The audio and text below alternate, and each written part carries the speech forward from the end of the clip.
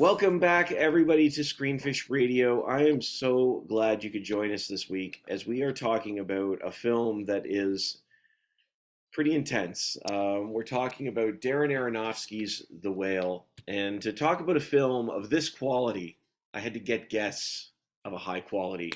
And I am thrilled to have back friends to the show, Robert Bellissimo from Robert Bellissimo at the Movies, and Dave Voigt from In the Seats. Thank you, gentlemen, for chatting with me. I appreciate it. Well, thanks for Thank having us, you. brother. Thanks so much for having me back. Gentlemen, I'm so grateful to have you back on, and I think we're going to have a great conversation about this film because it certainly demands a conversation. Darren Aronofsky's The Whale stars Brendan Fraser as Charlie, an obese and reclusive English teacher who stays at home and hides away in his apartment. His life is beginning to come to an end. He attempts to reconnect with his estranged teenage daughter for one last chance at redemption. And as always, this film is rated S for spoilers. But gentlemen, I would like to hear from you what you thought of The Whale. Dave, go ahead. All right. Well, I mean, it's a fun ride. Oh yeah.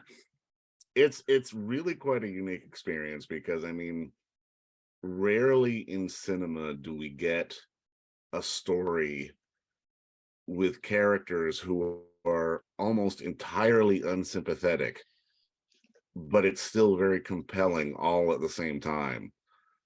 I mean, when you really get into the meat of this story, the bulk of these characters are not good people. They're just not, for their own varying different reasons. But you are still sort of entranced by, I mean, not only Fraser's performance, which I think is like 98% the core of this film, to be perfectly honest, but just the surroundings of it, because it's, again, we're seeing the story of this guy who, again, like I said, is not a nice person, but is faced with his own mortality, which let's face it, was brought on by his own hand, is looking for some sort of redemption anywhere he can. I mean, that's both heartbreaking, but at the same time, it's not sad, if that makes any sense. Like, watching this story unfold was very complex because, I mean, you want to cry, but you also know that so many of these people in this film don't deserve your sympathy. It makes for a very sort of interesting dynamic as you're watching it. I really want to explore that, and not just yet, because that is a great statement. That is a fascinating statement, that so many of these people do not deserve your sympathy, and yet they have it. I think is what you said. But Robert, what about you? Well, I was glad, first of all, I could see it because, as I told you both, and for your audience, I'm sitting in Varsity. Suddenly, we're in the previews, and the lights just go off, and I figured it was the projection, something that happened in the projection booth. I look up there, no one's in there. It's pitch black. I go out in the hallways. It was actually not just in the theater. It was all around Bay and Bloor. And so, of course, I couldn't help but laugh, thinking, is this because I've been streaming so long? I don't go to the cinema as much as I'd like. I mean, we are spoiled with instant streamer, even though I know the cinematic experience is very different and better in a lot of ways. So first of all, I'm glad I went yesterday again, and the power did not go out, luckily, so I did get to see it. I had mixed feelings about it. It's not that I loved the story. I loved what they were exploring in terms of redemption, and we have this homophobia is a big part of it, and trying to patch up relationships that have deteriorated and gone sour. Of course, in his case, he's addicted to food, the food addiction. There's religion. It's a really compelling story. It was. I mean, my problem often. I mean, Aronofsky. He made one of my favorite films this century, The Wrestler, which is one of the best films I've seen this century. I find he's very intellectual, and he relies on motifs often to tell his story. So here, the big motif is the Moby Dick analogy with the essay that his daughter wrote, which I'm sure we'll get into. But there's also the challenges. We have a lot of exposition. A lot of it is, if you look at the interactions, they're talking about things that have happened, which is hard because maybe it's a more enriching experience the second time because you're just hearing and trying to catch up on everything. And I felt he was really shoving everything down your throat in a lot of ways. There were some ambiguous moments which I liked, particularly early part of the film where he's Googling, congestive heart failure, I believe. And then at the same time, he looks out the window at this bird and then he stops eating, because he's shoving food. He's going back and forth between Googling and putting more and more chocolate bars down his throat. And then this, so it's like, well, that's interesting. And they actually never explain that. But there are enough suggestions that people can open up an interpretation to it. But a lot of the emotion in the film, and I know that was the point, is a lot of it's anger and sadness. But again, I understand it's because of what's happened to these people. Everyone is so jaded, everyone is so angry, everyone is so out for blood or out for revenge.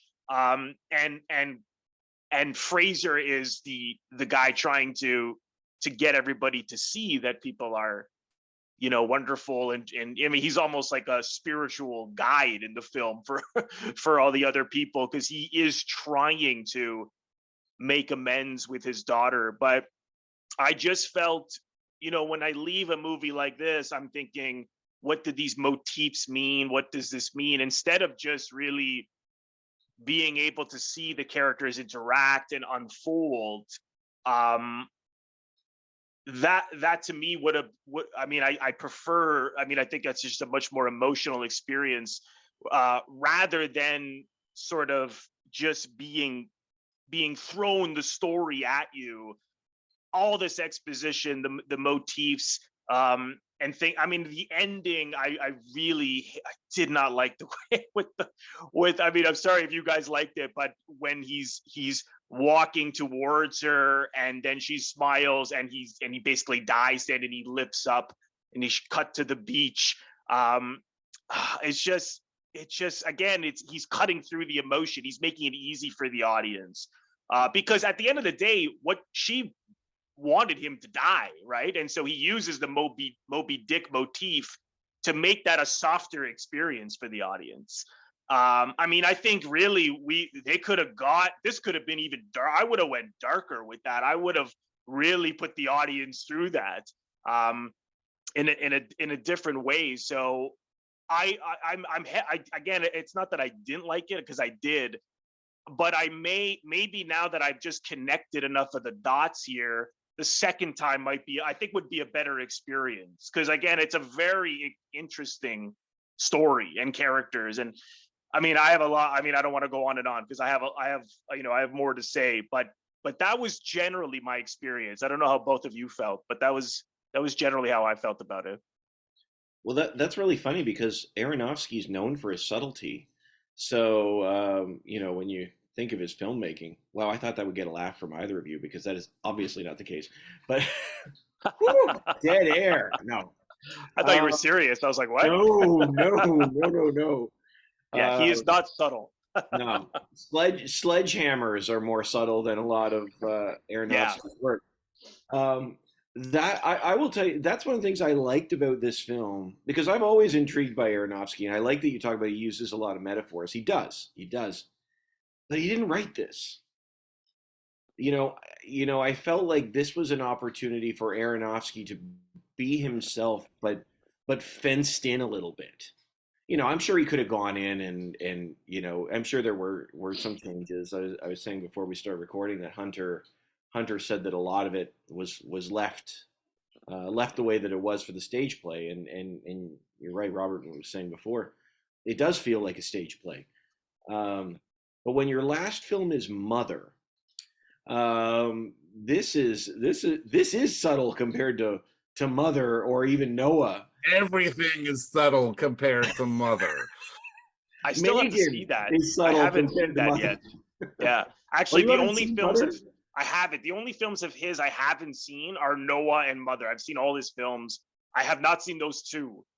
Oh, But that's always my like he's you know I heard an interview with him and William Friedkin, and I love Friedkin, William Friedkin after Mother, and you know Friedkin's a smart guy, he's a filmmaker, and he was pointing out all the metaphors in it, and then Aronofsky's like, yeah, you got it, and I'm thinking, well, is this an essay? You know, I mean, I'm not against metaphors in film. I mean, metaphors are all over films, but the problem is when they're used as much as Aronofsky uses them, he's providing a shortcut. He's making it an easier experience, which is sounds like a contradiction because it is a tough film in a lot of ways. But I think it's an even tougher film than perhaps he communicated it, because like I said, the Moby Dick metaphor of this that she wrote, that you find out his daughter wrote. I mean, he introduces it off the top and you're like, okay, clearly this essay is calming him down. And then you find out at the end what it's about. And this metaphor about this, you know, he thinks that killing the whale is going to make his life better. And I feel sorry for him. So he's trying to get her back to that person who cares about others, who has compassion for others. And clearly the metaphor is that he's the whale and she is the one out to kill the whale. You know, you see early on when she's like, walk towards me, and he falls. I took that as the hope that he was going to crack his head open. I mean, she even says to him in the film, just die already. Like so, but by, you know, again, he's using shortcuts, which it's just not my taste. It's for me, it's too easy to go that way. But that's just me. I mean, I know some people like that. I do like it sometimes, as long as it's maybe complementing more, more of the interactions and having the audience participate more in having things a little more open-ended. I just felt he really told you everything about these people, and there's just no room for anyone to be like, okay, like it's actually a really simple story at the end of the day. I found, I don't know if you both found that, but that was my feeling. Once you really think about it, it's pretty simple. I mean, I want to hear from Dave on this. I thought structurally, I think that's a good point. Just to respond to your idea of simplicity, I would point out too that the metaphor of Moby Dick is still one of the most debated topics in literature, because there's so many things. People still debate what the whale is, right, in Moby Dick. So it's not, I mean, even those who have been studying the book still feel like there's a lot of complexity in that metaphor, even though it is, so I think there's something there. I don't know, Dave, what do you think about that? I mean, structurally, I would agree with you, Robert. I mean, it is a very simple story, but on the other hand, I mean, just even harkening back to sort of the end of the movie where he, dies. Yeah. To me, that was his final delusion. That wasn't this sort of happier, I've been redeemed, I'm going to heaven kind of moment. This was him believing that. This was his self-delusion, because let's remember who this character was. He was this, educator who, fell in love with a young boy and then left his family and then selfishly pushed them aside and did all this other stuff. This was his last final delusion of him redeeming it. This was him trying to redeem himself. That's true. Yeah, because it's funny that he thought his daughter, because the evangelical character who's coming to quote unquote save Brendan Fraser's character, he thought that she helped him. which I was like, really? You know, I just thought it was funny that because he's such an optimist. You know, he even says to Samantha Morton, "Well, you're the pessimist, I'm the optimist, and we balance each other out in the marriage." And yeah, that's a good point, Dave. It's true. I mean, maybe it was meant to be comical, because you're right. It was so ridiculous that he honestly believed that he got through to her. I think he got through to her because of just the essay, just saying, "Look at what you wrote," and then you see. I mean, I thought that was a great moment. But you're right. I mean, I don't think. I mean, I mean, I guess it's open. I mean, it maybe is a little more open to interpretation than I thought. But I think you got something there, Dave, which is that he is just trying to make himself believe something that is not really necessarily true.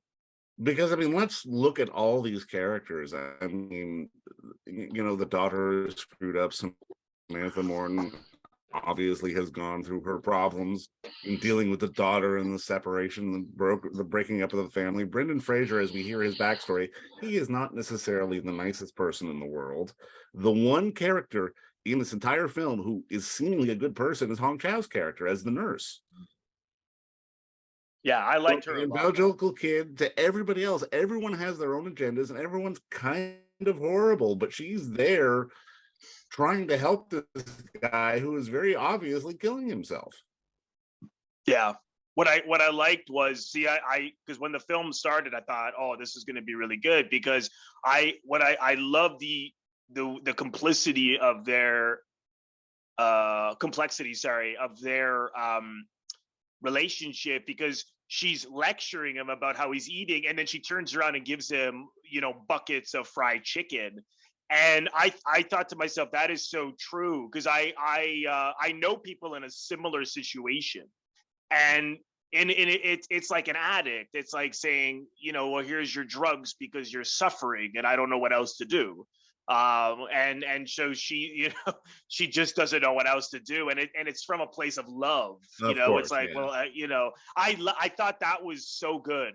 I thought that was really true from what I've seen in people in these kind of experiences. I thought that was really interesting. And she continues to do it. Like, first of all, I think she's brilliant in this film. I've never seen her in anything else, but did you I see thought she was great. Did you see Downsizing? I didn't. I know they shot that here in Toronto, but I haven't seen that. I think it's underrated, but it's not a phenomenal. Like, it's not. Nobody's going to remember it at the end of Matt Damon's career, but it was, for the time, I thought it was underrated. But it's because of her. She's awesome in that film. Actually, I hadn't seen her in anything else since then, so I was kind of like, I remember thinking, like, whatever happened to her? Right. So this was good.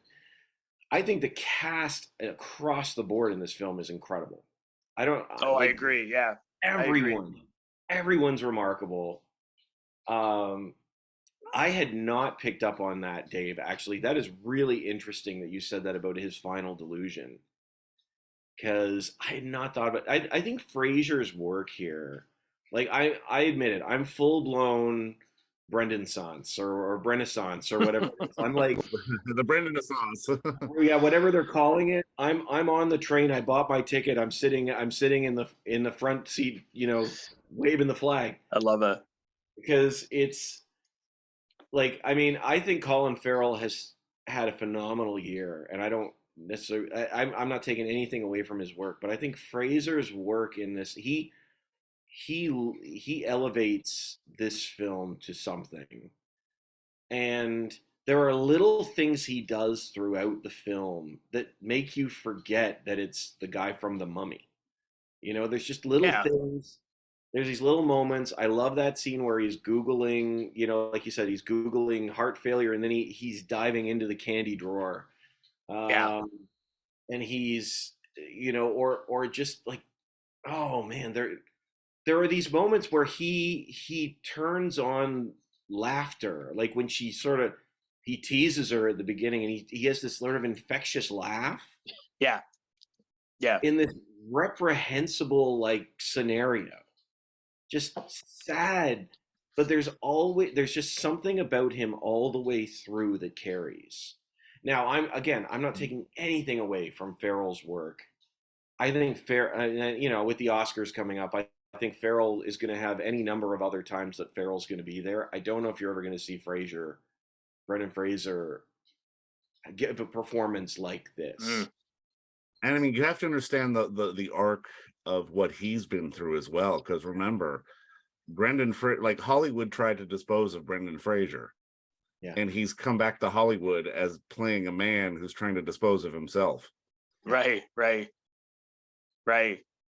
It's funny because it reminds me of The Wrestler in the sense that Mickey Rourke since then hasn't done anything nearly as good, like that I can think of, like nothing. I mean, that was, it'd be interesting to see what happens with Brandon. Maybe your comeback is not with Aronofsky. Maybe that's a bad luck thing later. But I mean, also you got to redefine the comeback as well, because I mean, even when you look at somebody like Mickey Rourke, he's working. Is he doing a lot of crap? That's yes, a good point. But he's working. True. He wasn't really working before that. He was starting to again. Yeah. In the early 2000s, but that's a good point. That's true. But yeah, I mean, and we see similarities in this film and The Wrestler, of course, with the father and daughter broken relationship. So clearly Aronofsky's interested in that. And one thing I've noticed is that his protagonists often die. They get somewhere, and they die, which is interesting because in this film, one thing I was thinking was about the fact that he says early on that he's not going to go to the hospital because he doesn't have any life insurance. Of course, we're in America here, Idaho, and he doesn't have any life insurance. Then you find out he has $100,000, but he wants that $100,000 for his daughter. So, which I thought was interesting because I thought, well, if your goal is to connect with your daughter, and I think he really believes he can help her.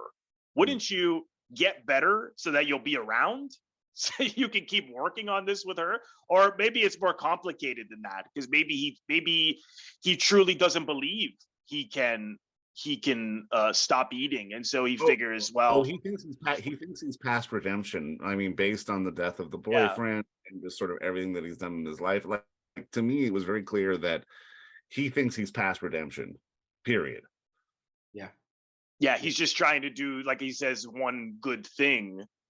So he's willing to just die. And even then, it's his definition of a good thing. It's not, it's not necessarily the best thing. Right. But again, which I thought was strange, because it's like, okay, so you'd rather choose just death now, even though your goal here is to get with your daughter. I mean, even if you got through to her now, you're going to be gone tomorrow. I mean, she's 17. She's going to need you for for a lot of time. No, but I mean, it goes back to the inherent selfishness of the character and sort of what we've seen him do in the past. And I mean, this is right. just That's true. Yeah.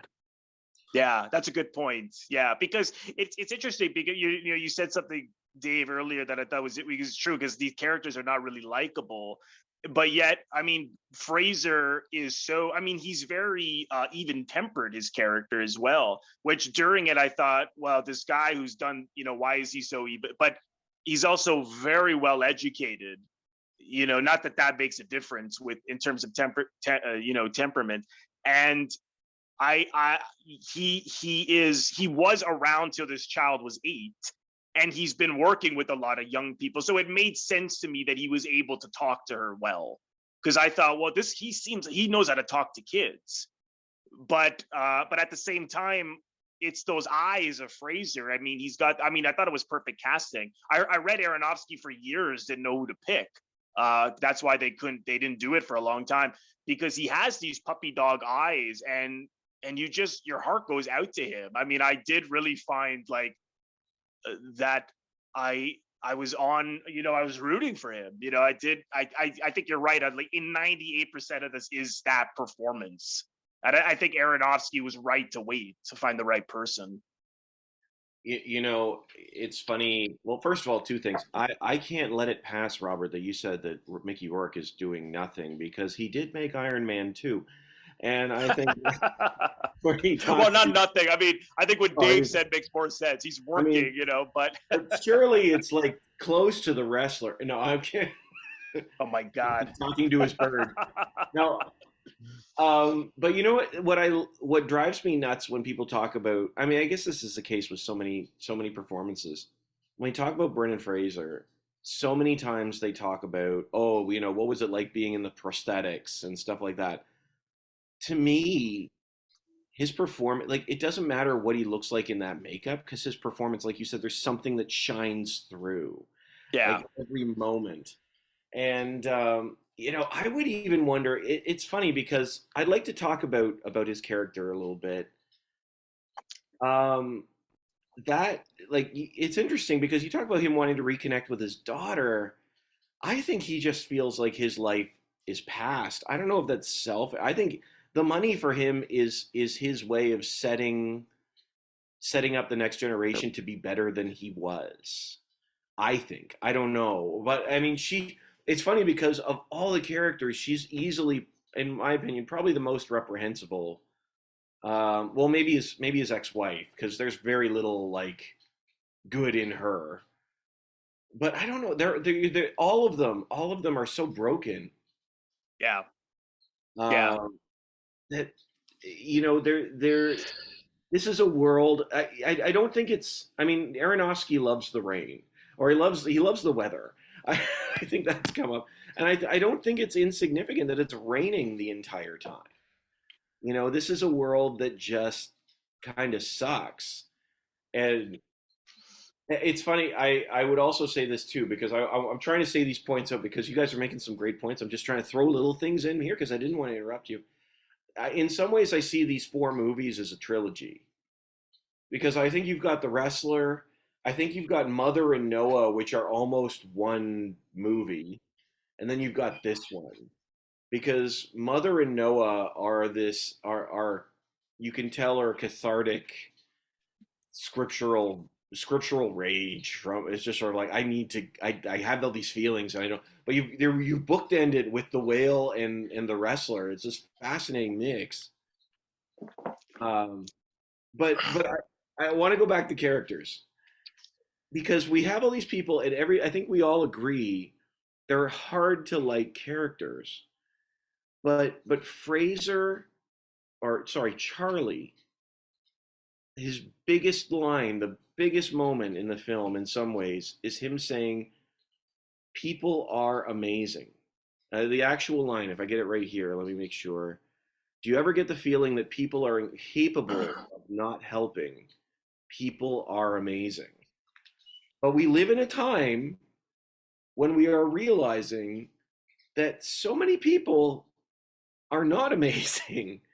I'm just wondering what you think of that, because that is a hammer moment for the film. I wondered what you thought.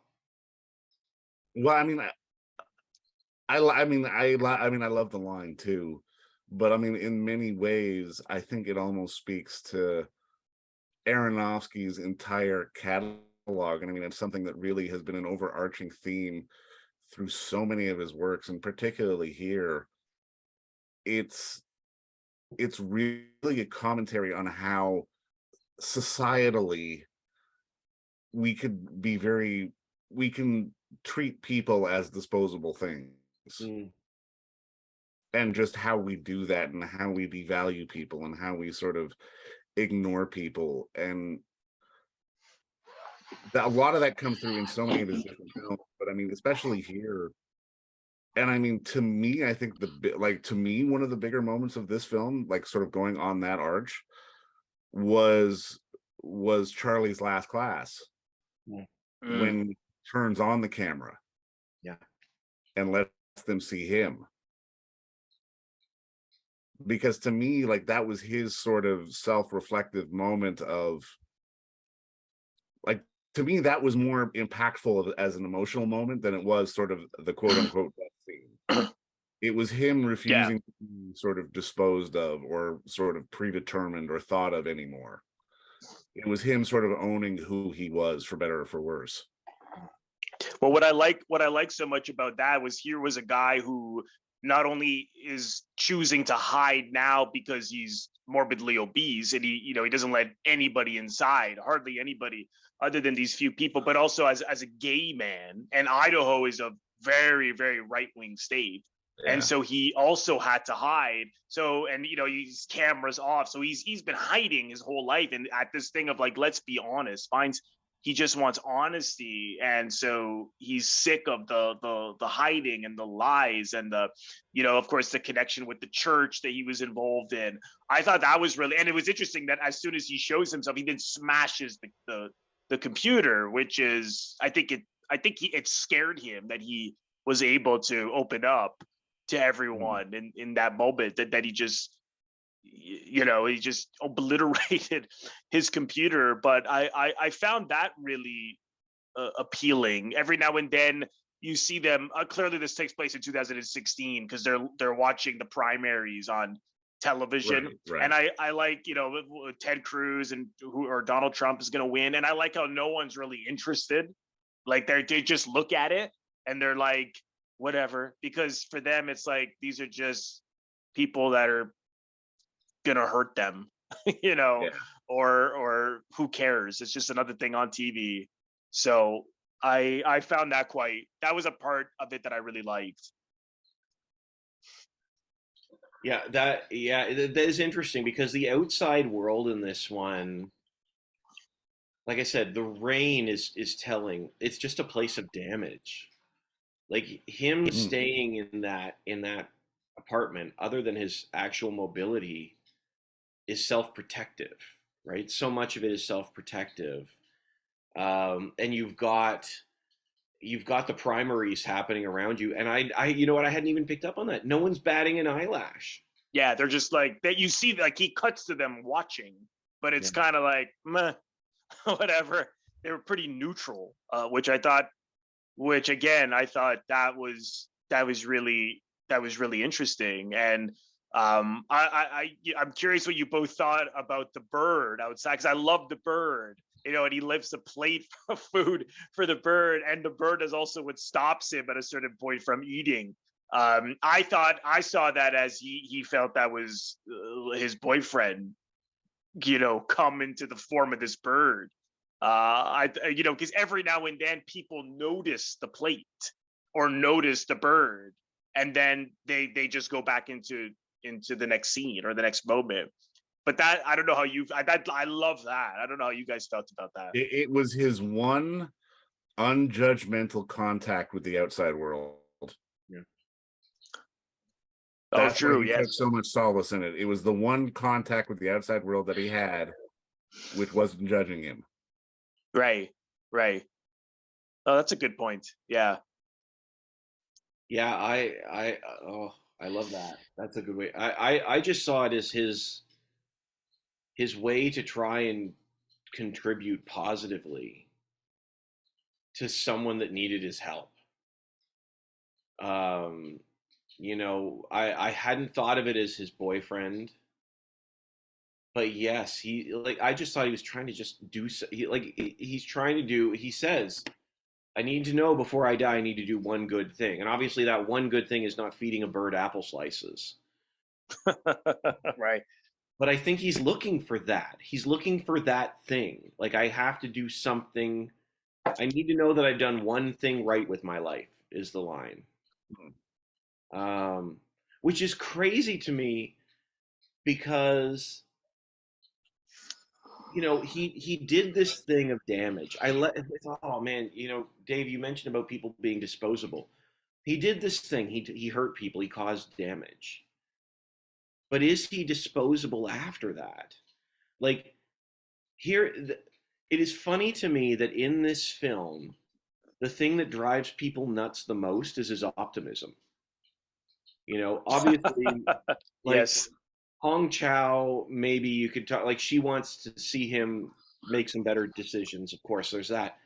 But like his wife flat out said, that positivity that's so annoying. it's like, stop seeing good. Yeah. Yeah. Um, But he's not seeing good in himself. He's seeing good around. He's trying to externalize that. yeah. Yeah. Yeah. No, he's ultimately self-destructive. I mean, that's where I mean, I'm no expert on why someone may become obese, or in his case, morbidly obese.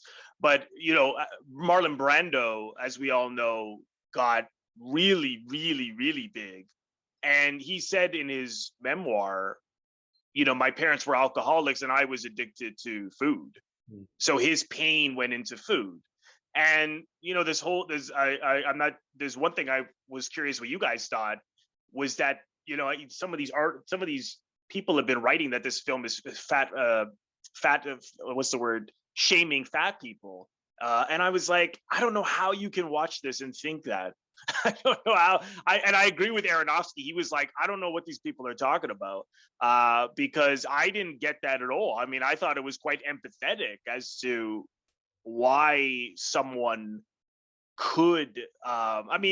He is more like, he's about to die. I mean, he cannot walk. It's an addiction. I mean, I think if he was an alcoholic, no one would be saying, "Oh God, you're making fun of alcoholics." I don't think anyone would have said that. I don't know how you guys felt. It almost, to me, in many ways, like this wasn't about fat shaming. To No, me, not at all. this was almost about shaming someone who, at their core, is really kind of a narcissistic sociopath. But that's Right. a hard thing to externalize visually. And I mean, how do you externalize that visually? I mean, the best possible way to probably do that is the fat suit. There's no other Yeah. way. Like, there really isn't a way to sort of visually externalize a character fault, a character default in that way. It's not necessarily the fat that is the character default. It's what led to the fat that was the character default. Yeah. Yeah, that's what I thought. Yeah, I don't think it's shaming him for his size. I think probably that argument, because there are people who are obese that can't help it. There are, Yeah. and then I think that's a different conversation. Yeah. Yeah. And I think that, and I've heard people say that they should have had somebody who's obese to play the role, as opposed Ugh, to that's so. I mean, to me, that is so. I can't believe someone would say that. Like, first of all, here's a character who can't walk. It's like, how could you get an actor who is that obese, who's been going to auditions or going on set or going on the stage? I mean, that would be impossible to find. I mean, to find someone with the skill to pull it off. I mean, this is a hard part. Oh my God, where have we gone in this society that actors can't act anymore? So, well, even arguing back to something we said on the Avatar conversation, which will remain forever in our thoughts. But just because when Avatar episode.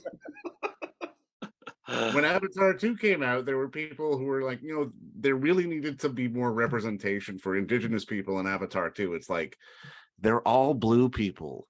Nobody who's blue is auditioning for Avatar 2.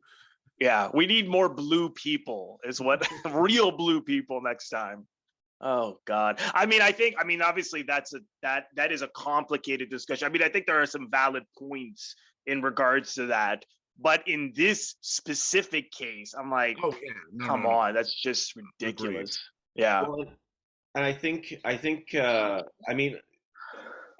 case we've addressed already with Fraser's story, because I think Fraser could connect with this character because in some ways he went through it. He's talked about that after his abuse, the incredible depression he went through, and how much weight he gained because of it. And I think you're right. I think that's the soul of this character. I think now we want to see representation, and I think on all level, I think that's what we want. Yeah. Absolutely. Yeah, oh, for sure. Yeah. But I think you're right. I think the soul of this character, I think I think Fraser could connect with his character in a different way, um, than someone could. But man, I just think it's such a well. You know what? Actually, that's an interesting too, because we talked a little bit about um, people are amazing, and I think this ties into the next thing I want to talk about too, because he's obsessed with finding one true thing. He talks about that he argues his students. He it's so funny to me that his students throw him under the bus for his email that he sends out. Because he says your complaints have been heard and now I've been replaced, but he was leaving anyway. His essentially farewell message is, write something honest, whatever it may be. But I'm just wondering for you both, what is the power of one true thing in this film, or just in general, and does that tie in with people are amazing, or does it not? It can. I mean, again, I mean, more in relation to this film, I mean, I would say it just goes back to his need for something, like someone who's sort of looking at, he knows he's getting closer and closer to the end, and he needs a win, and he doesn't feel like he's had any, and he wants something to be that win. But I mean, on a grander scale, I mean, there is something true that, we can all hold on to sort of that idea, like, oh, if only just this, or if only that, or if only X, or if only Y would happen, then life would be better. And I mean, I think that's something that's relatable to all people. But I mean, at the same time, it's not always the realistic thing either. Yeah. Yeah, I mean, I think I agree. I mean, I think it's complicated, right? Like he wants to feel as though he's done one true thing. So it's like, what does that really mean? I mean, is it? I mean, I think from his point of view, it's doing something for someone else, but ultimately, as you said, Dave, he's doing this for himself. He doesn't want to leave thinking that he was such a bad father and that he was this. So is that really, I mean, he's doing the right thing, obviously, but you're right in the sense that he is doing this about himself, and he's sort of delusional about it, about what he's really achieving with his daughter Ellie. So it's tough. It just, outside of the film, is there one true thing? I don't know. It's a difficult question. I mean, I think we all want to feel that we've been validated or done something for others and accomplished something for ourselves. So it's a tough question. I mean, also in terms of is everybody wonderful? I mean, I think everybody has wonderful things in them, but it's just there are, some people are truly wonderful, and then some people have whatever was wonderful in them is deep buried, and no one, some of these things, the atrocities you see that people commit are like, how? I think that's why people get interested in true crime often, because they're thinking, what makes someone kill, 4 people or whatever, or go on a rampage?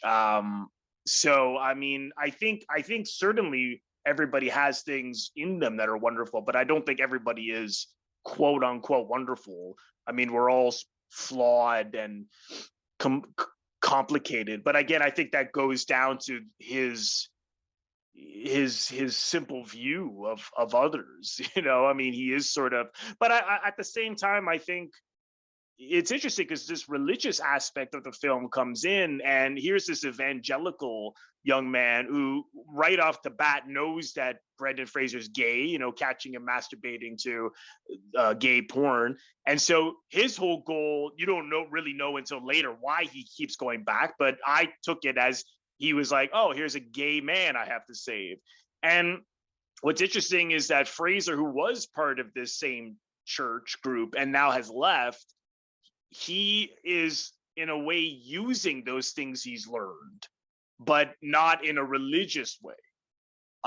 In terms of reaching out to his daughter, like he is looking at it in a spiritual way, and this other person is misguided and looking at it from an evangelical perspective, like, well, you are gay and I have to quote unquote save you. So I don't know how you both felt about that aspect of it. That appealed to me as well, this part of the film. Well, I mean, I think the sociological, manipulations of religion would probably be an entire other podcast in and of itself. But I will digress on that for another day. But it does strike a very interesting tone, because again, it's one of those things where this evangelical kid comes in immediately assuming he's better than Brendan Fraser. It's like, I have to save you, I have to redeem you because you're this horrible person. And it's Brendan Fraser sort of struggling with the realities of that, trying not to be this horrible person, even though he knows he actually is this horrible person. And it's not because he's gay or because he's fat, it's because he's horrible. Right. Yeah, I loved how brutal this film was in some ways, because I thought this was such an interesting tension throughout the film. You've got Ty Simpkins' character, I can't remember his name, but the kid from New Life Church. Thomas, I'm just got it here on IMDb. Thomas, that's it. And I think that so much of this thing, because I mean, Brendan Fraser is talking to everyone who listen to tell him the truth, but it's not necessarily I think he carries. Obviously, we talked about the burdens he carries about himself. I think he just wants people to be honest about themselves as well. He does it with his students. He begs his daughter to do it, and eventually he corners Thomas and screams until Thomas screams out what he really thinks. Yeah. And I think, like, this was what I think is so fascinating about the film, is that Charlie still believes that people are amazing even after we see he wants them to share the darkness of their hearts. But it's like he accepts the darkness with it. And Charlie's a better missionary than the missionary. He really is. Yes. I really felt that as well. Which was interesting, because you see that some of these things that he has learned is good in terms of the way he treats others. Like I felt that he got some of those things because he was in this religious group. I mean, he welcomes that guy into his house. You see the way Liz treats that guy, very different. She's like, get out of here as soon as she knows who he is. But he doesn't do that. He is more empathetic and compassionate towards him. I mean, he is like, he has more of a spiritual presence in that way, just that maybe he's naive about it, which again was compelling for me. Yeah, it's interesting. I mean, go ahead. Go ahead. No, but I mean, so much of that can also really relate to just, I mean, sort of the awareness that we have about mental health issues right now, because I mean, really, it's not the accepted thing to sort of talk about your dysfunction or be honest about it. It's more granularly socially acceptable, like, oh well, I'm fine, there's nothing wrong with me, when in reality there's nothing, like everything's wrong with all of us. We would actually be healthier if we sort of admitted it and talked about it a lot. Oh, absolutely. Trying to cover it up. Yeah. Oh, I'm fine, I'm good. Yeah. Oh, continue. Go ahead. I didn't mean to cut you off. Did I cut you off? No. Hong Chow says at one point, what I like about religion is that it assumes everyone is an idiot and they're incapable of saving themselves. And is fantastic. It's a fantastic line. And but then I think, so much of this film, Dave, you brought up mental health. so much of this film is about grappling with shame, Yeah. and you know, you've got Charlie who knows what he did and he wants to try and make it right. Um, and then you've got Thomas who can only talk about the end times Yeah. and saving yourself from the flesh or being saved from the flesh. And it's like, Yeah, and that Jesus is going to come back and start a new earth. Like everything he thinks, again, he's more delusional than Charlie. You know, it's like everything has to have you got to grasp it from the way beyond. It's like, no, how about we just treat each other better? You'd see a lot more better in this earth. You know? yeah, Which which is at the core of every Ranger religion on the planet. But when you start externalizing all these other things and all these shame issues, that's where things start to get a lot more complicated. Mm-hmm. Yeah. And like, I mean, you guys know, like, I'm a pastor. I'm a pastor. Well, yeah. And I'm like, I know that guy. Yeah. I know that guy. And I hate that guy. Because I think Charlie understands. But again, should you hate that guy or should you feel sympathy for that guy? No, that's but you know what I mean? Yes. You know what I mean? Right, because then you find out he's also a fraud, right? Like he's just running away from home and he's scared of his parents, you know? Which again was interesting. But yeah, no, I mean, I thought I didn't really hate anyone because I felt that he was empathetic towards everyone, but he certainly was the hardest person to feel for was this guy. I felt. You know what? I will rephrase my statement from I hate that guy to I've been hurt by that guy. And maybe at one time I was that guy. Right. You know, but like this is a film I would show to my church, and I'm planning on it because I think that's a good idea. There's so much at play in this film, and I think that Charlie's got his issues. Charlie's been broken. Charlie has been broken, and he has broken himself. There are things that have been done to him, and that he has done. I'm not saying Charlie is an innocent soul. He isn't. He wouldn't say he is. But my goodness, he believes in hope, and nobody else seems to. Yeah, he has faith, which is important. I mean, that is for the soul, you know, that is it's you know, being, even though he is naive about some, it's crucial to have faith. You know, it's like I remember Steve and you and I touched on Miracle on 34th Street recently, which is one of my favorite Christmas movies. And there's that great line where the lawyer says, well, faith is something along the lines of faith is what you have when common sense tells you this can't be true or this can't happen or something along those lines. And that's very what Brendan Fraser is like in this character, in this film, in good ways and in bad.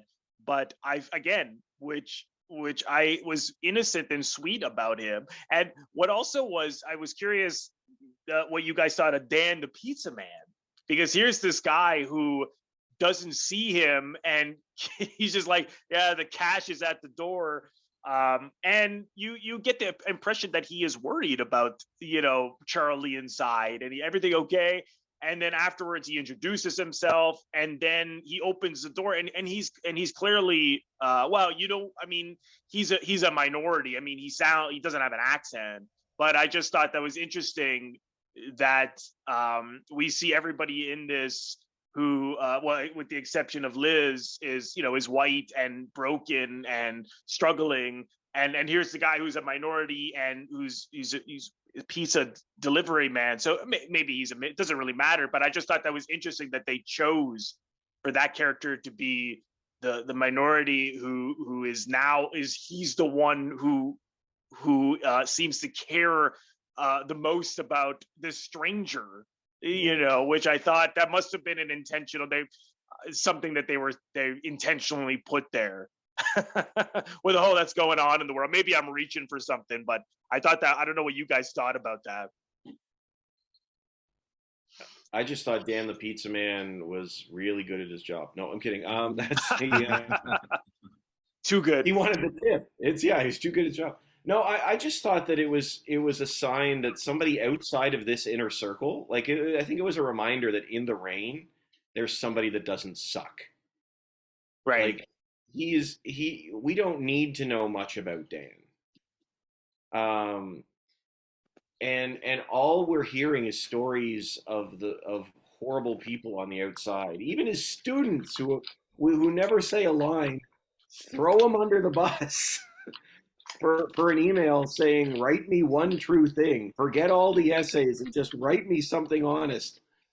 He used it. I guess he used it in an unprofessional way, but that's what he did. But I think Dan is just somebody who's like, oh, there are people that aren't awful. That's true. There's hope. There is hope outside of this. I don't want to describe his house as hell, but he's alienated himself completely from the outside world because of the way the outside world has treated him. So I like that because it was such a small part of it, but it was so impactful to me. Because we all define ourselves by sort of the labels that are applied to us or the ones that we apply to ourselves, when in reality, we just need to treat people, as people, no matter their belief system, creed, color, exactly, all that kind of stuff. It's just people have to treat each other like people, which, is one of those things that we've lost in many ways. Oh, totally. Yeah. Yeah, 100%. And I think you hit it on the head before too. You talk about people being disposable. I think we have moved into it. It's such a strange time. I think we've started. I think the last 6 years, 7 years, we've seen so much damage done. This is one of the things that I like about this film. We've all seen this damage. We've seen this damage. In the church, and I say that because the film talks about it, but outside the church and just amongst the general public, we've seen this damage. We've seen broken, complete people do horrible things that we didn't know. And, this is a film that tries to argue not to throw out everything in the midst of that, It's a reminder there is no black and white. It is the shades of gray when it comes to just what makes up the human spirit and the human soul. Yeah. Yeah, I totally agree. That's such a profound statement that I actually have nothing else to add to it. Leave it to Dave. There you go, Dave. Yeah, here's my mic, dropping it. There you go. Yeah, we all work with mics. Don't drop your mic, but metaphorically, you can. Before we wrap up, is there anything else that either of you want to say about this film? I don't think skip it, all that stuff. I don't think I just want to go into it with a blank slate. Don't have any sort of preconceived notions of what it's gonna be, and let it just happen to you as you watch it. I also wanted, I know we touched on the performances, but I specifically wanted to say how much I like Sadie Sink, the daughter. I think she's so good. I know her from my son loves Stranger Things, and I was watching it with him. I was like, who is this young girl? Like, she's really good.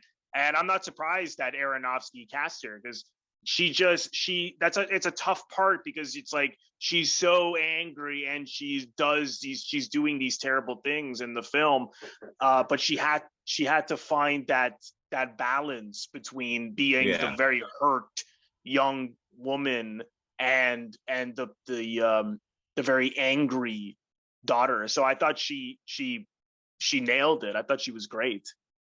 No, you're right. It's not a typical performance as sort of an angsty teenager. There's definitely layers here, and she does deliver a great performance.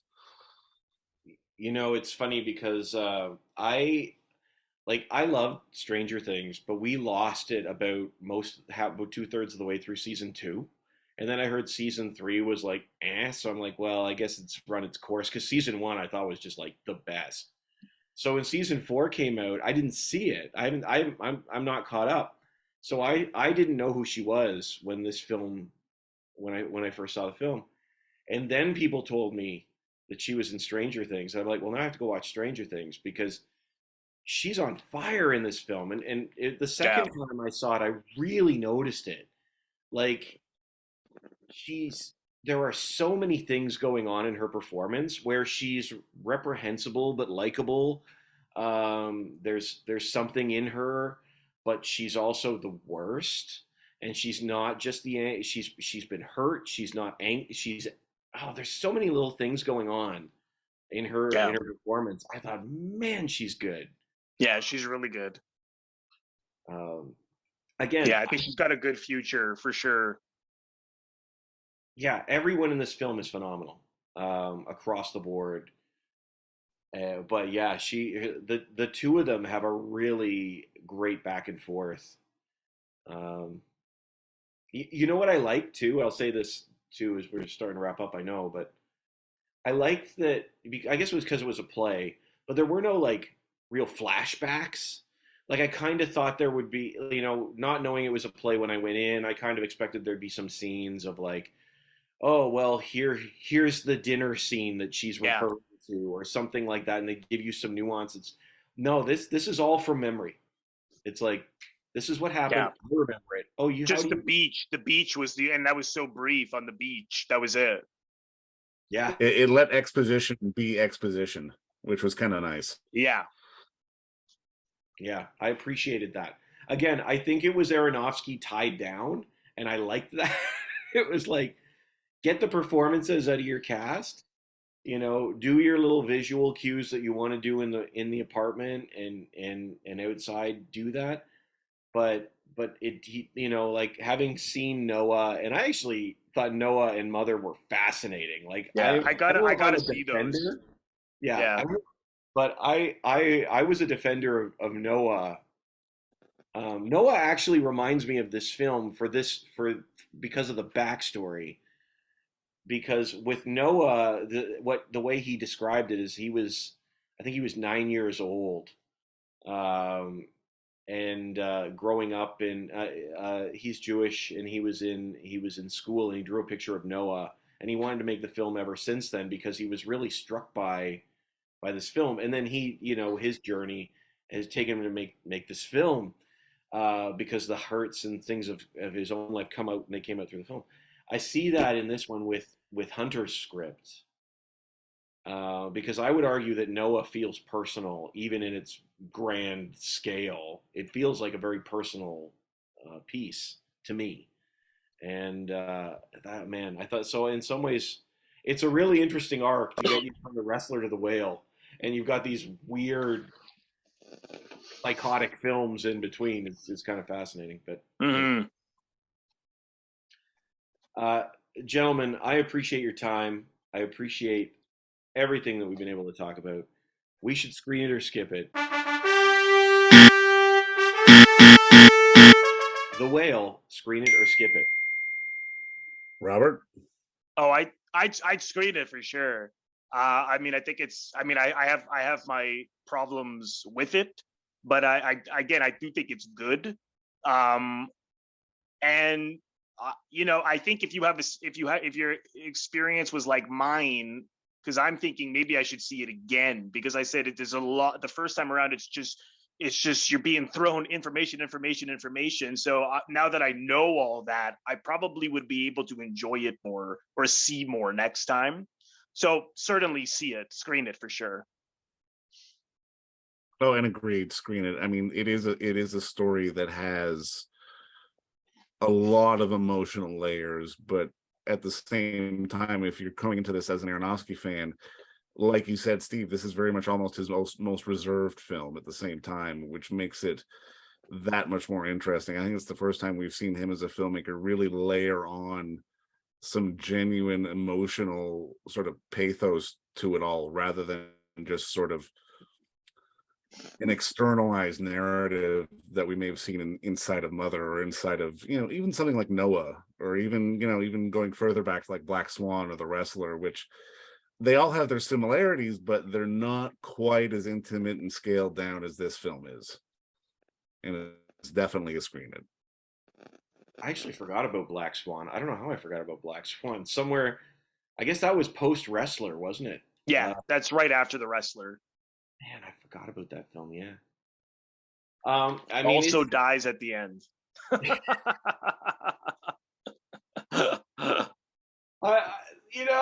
With Aronofsky, the thing I love about Aronofsky is his films. You're not always gonna like them. In fact, a lot of times you won't. But they're always worth talking about, like every single time, because even in his madness, he's trying to say something. And certainly, yeah, no, he's certainly a filmmaker that is worth exploring. I mean, I don't necessarily have strong feelings about his movies, with the exception of The Wrestler, but he is exploring really interesting characters and topics. Which is, you can't say that about everybody. That's true. So I'll give him. He is interesting. That's for sure. I'd like to see this remade by Michael Bay. God. No, it's a screen it for me. It is a performance based. I want to say it's thunderously quiet, because I think the performance are like, let's go. But it isn't a film like it's such a tight film. I think there's a lot of people that are going to walk out of it and say, I don't know how I feel about this. It's that sort of thing.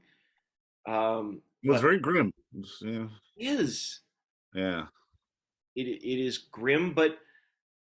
And it's funny, Robert, you mentioned about that ending, and it's like, it is not subtle, although now I'm questioning what it actually means. But I think that was just Aronofsky trying to hammer home the fact that the world isn't entirely awful. But I just think it's a powerful film. I think the performances are brilliant. Go Brendan. And I'm on. For me, it's a screen it. So, it's no Megan, but it's still a good film. I take it back. Can we remake this film with Megan in the role? I'd like to see her do that dance as she's talking about people are amazing. Let's go.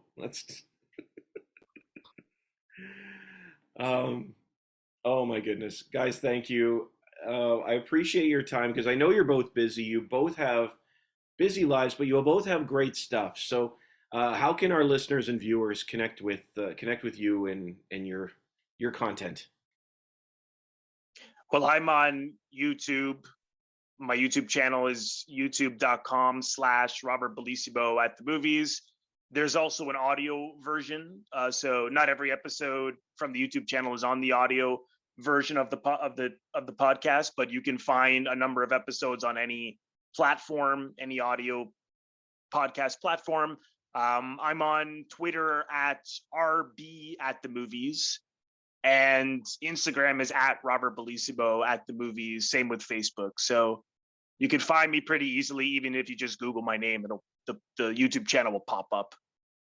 As always, everyone, my name is Dave Voigt, and I am the editor and owner and host and producer of, In the Seats. It's called intheseats.ca for all the latest and greatest from the world of film, television, basically the moving image at large, which we love to write about and talk about. And we love you even more when you come and read about and listen about, because also I am the host and producer of our companion podcast called In the Seats With, where I sit down with a wide-ranging variety of industry professionals, and I pick their brain about current projects, state of the industry, and so very much more in a light and in a conversational fashion, which you can find on all major podcast platforms like Apple, Amazon, Spotify, Google, and plus we archive every single one of our episodes over at our In the Seats YouTube channel.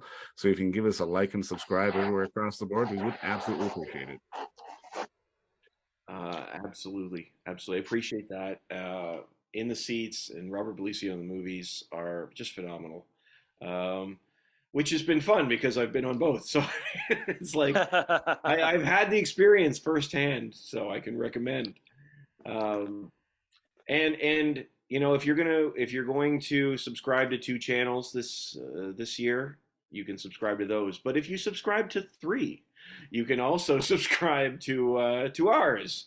You can find, if you haven't already. I mean, if you haven't already, and if you have, then subscribe to the other 2 as well. But as always, you can find us wherever podcasts are available. And if you go to the podcast page, you can download Fishing for More, which are some questions to help you get the conversation started with people that you see the film with. Also, you can find us on YouTube. Look up Screenfish on YouTube. You'll find us, where we have both that and the podcast have great episodes of conversations with professionals and friends about current films like this. Also, interviews with industry professionals about their current projects as well. So hopefully you can connect with us there as well. Thank you, everybody. Thank you guys so much for this conversation, and for you at home. We started the conversation. This was Screenfish.